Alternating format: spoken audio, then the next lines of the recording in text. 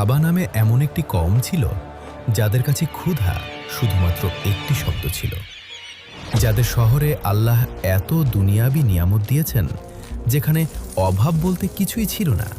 তাদের কাছে সোনা ছিল মাটির মতো সাধারণ, আর পানি রহমতের মতো প্রবাহিত হতো। একবার ভেবে দেখুন, মাত্র একটি ছোট্ট ইঁদুর আর মারিবের সেই বিশাল বাঁধ, দুটি এই অহংকারী জাতিকে তাদের নির্ধারিত তাকদিরের কাছে নিয়ে গেল, যা তারা কখনো কল্পনাও করেনি। না কোনো সেনাবাহিনীর আক্রমণ, না কোনো ভূমিকম্প, না আসমানি বজ্রপাত। এক রাতে শুধু আল্লাহর একটি হুকুমে দুনিয়ার সবচেয়ে ধনী সালতানাত মাটির নিচে দাফন হয়ে গেল। এটাই সেই ঘটনা যা আল্লাহ তাআলা পবিত্র কুরআনে উল্লেখ করেছেন। এটাই হলো কওমে সাবা। দুনিয়াতেই জান্নাত থেকে জাহান্নাম হয়ে ওঠা তাদের এই যাত্রা শেষ পর্যন্ত দেখুন। বিশ্বাস করুন, এই ভিডিও আপনার হৃদয়কে ভেতর থেকে নাড়িয়ে দেবে। কওমে সাবা আরবের দক্ষিণ অঞ্চল অর্থাৎ আজকের ইয়েমেন অঞ্চলে বসবাস করত। কিন্তু তারা কোনো সাধারণ কওম ছিল না, তারা ছিল দুনিয়ার সবচেয়ে সুখী ও সমৃদ্ধ কওম। তাদের জমিন ছিল খুবই উর্বর, বাতাস ছিল নির্মল, আর বৃষ্টি হতো একেবারে পরিমিত, কমও না আবার বেশিও না। কিন্তু তাদের শক্তির সবচেয়ে বড় গোপন রহস্য ছিল মারিবের সেই বিশাল বাঁধ। এই বিশাল ড্যাম থেকে প্রবাহিত নদীর মাধ্যমে দুই দিক জুড়ে ছড়িয়ে থাকা বাগানগুলো পর্যাপ্ত পানি পেত, যার ফলে সেখানে এত বেশি ফল উৎপাদন হতো যে কোনো মুসাফির সেখান দিয়ে ভ্রমণ করলে তাকে অভুক্ত থাকতে হতো না। পবিত্র কুরআনে আল্লাহ তাআলা নিজেই এই দৃশ্যের বর্ণনা করেছেন। সাবা কওমের বসবাসের স্থানে একটি নিদর্শন ছিল, ডান এবং বামে দুটি বাগান। আর তারপর আল্লাহ বলেন, তোমরা তোমাদের রবের রিজিক খাও এবং তার শুকর আদায় করো। তাদের উপর এটা ছিল আল্লাহর রহমতের একটি পূর্ণাঙ্গ নিদর্শন। এই মাসে খুব ভালো মাছ শিকার করা গেছে। আমাদের ব্যবসা প্রতি মাসেই আরো উন্নত হচ্ছে।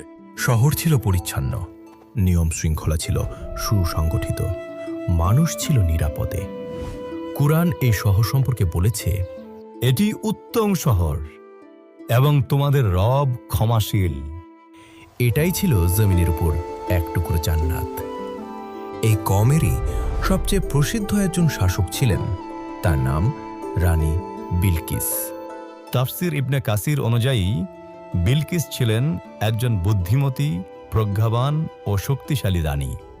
তার সিংহাসন ছিল বিশাল, তার শাসন ব্যবস্থা ছিল মজবুত, আর তার সালতানাতের নাম দূর দূরান্ত পর্যন্ত প্রসিদ্ধ ছিল। এমনকি তার খ্যাতি পৌঁছে গিয়েছিল হযরত সুলাইমান আলাইহিসসালামের কাছেও। হযরত সুলাইমান আলাইহিসসালাম ছিলেন সেই নবী যাকে আল্লাহ এমন শক্তি দান করেছিলেন যে শক্তি আর কাউকে দেওয়া হয়নি। জিনেরা ছিল তার হুকুমের অধীনে। তিনি পশু পাখিদের ভাষা বুঝতেন, আর পশু পাখিরা তার ভাষা বুঝত, আর তার জন্য বাতাস প্রবাহিত হতো। তিনি বিলকিসের কাছে একটি চিঠি পাঠালেন। পবিত্র কুরআন সেই চিঠির শব্দগুলো এভাবেই বর্ণনা করেছে। এই চিঠি সুলাইমানের পক্ষ থেকে, এবং এটি শুরু হয় আল্লাহর নামে।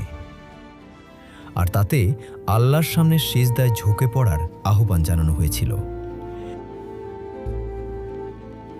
বিলকিস রাজ্যের নেতাদের সাথে পরামর্শ করলেন এবং নবী হযরত সুলাইমান আলাইহিসসালামের জন্য সোনা, রূপা আর অনেক মূল্যবান রত্ন উপহার পাঠালেন। কিন্তু সুলাইমান আলাইহিসসালাম সব উপহার ফিরিয়ে দিলেন এবং বললেন, আল্লাহ আমাকে যা দান করেছেন তা তোমাদের এই সম্পদের চেয়ে অনেক বেশি উত্তম। এখানেই রানী বিলকিস বুঝে গেলেন তিনি কোনো সাধারণ বাদশা নন, তিনি হলেন আল্লাহর নবী। এরপর তিনি নিজেই হযরত সুলাইমান আলাইহিসসালামের কাছে এলেন। আর যখন তিনি সুলাইমান আলাইহিসসালামের নির্মাণ করা কাচের প্রাসাদে প্রবেশ করলেন, তখন রানী বিলকিস সেই কাচকে পানি ভেবে নিজের পোশাক তুলে ধরলেন যাতে তার পোশাক ভিজে না যায়। তখনই প্রকৃত সত্য প্রকাশ পেল। সেই মুহূর্তে রানী বিলকিস বললেন, হে আমার প্রতিপালক, আমি ভুলের মধ্যে ছিলাম, এখন আমি আল্লাহর উপর ঈমান আনলাম। তাফসির ইবনে কাসিরের বর্ণনা অনুযায়ী রানী বিলকিসের পর কওমে সাবার লোকেরাও ইসলাম গ্রহণ করে। এটাই ছিল কওমে সাবার আধ্যাত্মিক ও পার্থিব উন্নতির সর্বোচ্চ শিখর। কিন্তু সময় কখনোই একরকম থাকে না। রানী বিলকিসের যুগ শেষ হলো, প্রজন্মের পরিবর্তন হলো, শাসকও বদলে গেল।